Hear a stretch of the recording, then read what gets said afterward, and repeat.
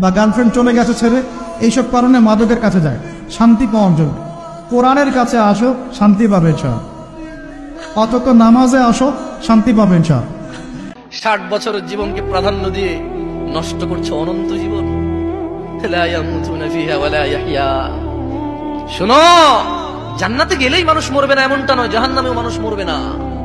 তুমি বুঝতে পারছো না এই পৃথিবী তোমার জন্য কত সুবর্ণ সুযোগ। জুমার দিনে দোয়া কবুল হয়। আল্লাহ হাবিব বলেন একটা সময় আছে জুমার দিন দোয়া করলে কবুল করে কে?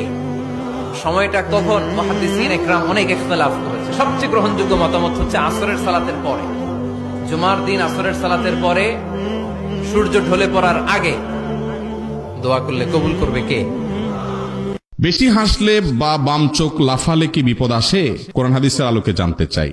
পোলাপান বেশি হাসাহাসি করলে অনেক মুরব্বীরা দেখবেন বলে, এই তোর কপালে কোনো দুঃখ আসতেছে রে, ঠিক না? এরকম কিছু মাসলা মাসাইল আমাদের দেশে আছে। কিছু হাদিস বাহির করছে মুরব্বীরা, আমি চিন্তা ভাবনা করে দেখছি এরকম 50-60টা আপনার এ ধরনের মাসআলা আছে যেগুলো মুরব্বীরা বাহির করছে, যে রাতের বেলায় বাসা থেকে ঘর থেকে হাত ধোয়া পানি বাহিরে ফেলতে হয় না, ফেললে ক্ষতি হয়। শুনছেন না এটা? তারপরে রাতের বেলা নখ কাটা ঠিক না, এটা ভালো না, ক্ষতি হয়। তারপরে আপনার এই যে যেটা আছে কি বেশি বেশি হাসলে বিপদ আসে, এগুলো যারা বাহির করছে আমার মনে হয় ওনাদের একটা নেক উদ্দেশ্যে ওনারা এগুলো বাহির করছে। এগুলো কোরআন হাদিসের কথা না, এগুলো সব ভুয়া কথা, মানুষে বানানো কথা। এই মানুষে বানানো কথাটা কেন বানাইছে আমি চিন্তা করছি। আমার কাছে মনে হলো এটা বানানোর উদ্দেশ্য হলো যে ধরেন পোলাপান অতিরিক্ত হাসাহাসি করে, এটা তো ভালো জিনিস না। হাসবে মানুষ, কিন্তু অতিরিক্ত হাসাহাসি করা তো ভালো জিনিস না। ওইগুলোকে থামানোর জন্য একটা জাল হাদিস বানায় নিছে যে বেশি হাসলে কিন্তু কান্দা লাগবে, যাতে করে ভয় করে তারা হাসাটা কমায় দেয়। বাসার বাইরে খাবারের পরে আপনি প্লেটে হাত ধোয়া পানি জম করে বাইরে ফেলা দিলেন, কারণ গায়ে পড়তে পারে, দেখে শুনে ফেলানো দরকার। রাতে অন্ধকার দেখা যায় না, এখন না এত বিদ্যুৎ, তখন তো এত বিদ্যুৎ ছিল না, লাইট টাইট ছিল না। এই জন্য মুরব্বীরা যাতে কারোর ক্ষতি না হয় যেন একটা হাদিস জাল বানায় নিছে। কথা বুঝতে পারছেন?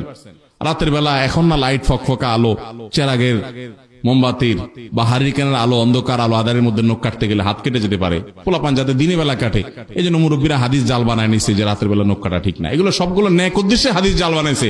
কিন্তু যদি কেউ হাদিস জাল বানায়, নবীজির নামে কোনো মিথ্যা কথা বলে বা ইসলামের নামে কোনো ভিত্তিহীন কথা বলে, মান কাযিবা আলাইয়া মুতাআম্মিদান ফালিয়াতাবাওয়া মাকআদাহু মিনান নার, যে ব্যক্তি নবীজির নামে কোনো মিথ্যা কথা বলে, বানোয়াট কিছু বলে, সে যেন জাহান্নামে নিজের টিকেটের রিজার্ভেশন করে রাখলো। আল্লাহ তাআলা আমাদেরকে সমস্ত ভিত্তিহীন বিশ্বাস থেকে বেরিয়ে আসার তৌফিক দান করুক।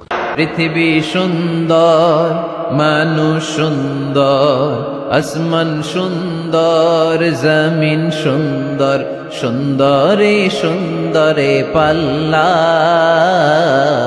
জানি না কত সুন্দর তুমি আল্লাহ, জানি না কত সুন্দর তুমি আল্লাহ। সুবহানাল্লাহ পড়েন। বিয়ের প্রথম রাত্রে নবী সাল্লাল্লাহু আলাইহি ওয়াসাল্লাম বলেছেন, স্ত্রীর কপালে হাত দিয়ে একটা সুন্নাহ পদ্ধতির দোয়া আছে।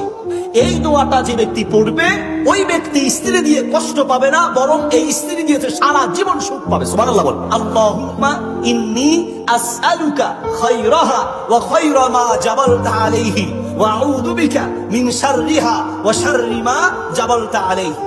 আল্লাহুম্মা ইন্নী আসআলুকা খায়রাহা ওয়া খায়রা মা জাবালতা আলাইহি ওয়া আউযু বিকা মিন শাররিহা ওয়া শাররি মা জাবালতা আলাইহি।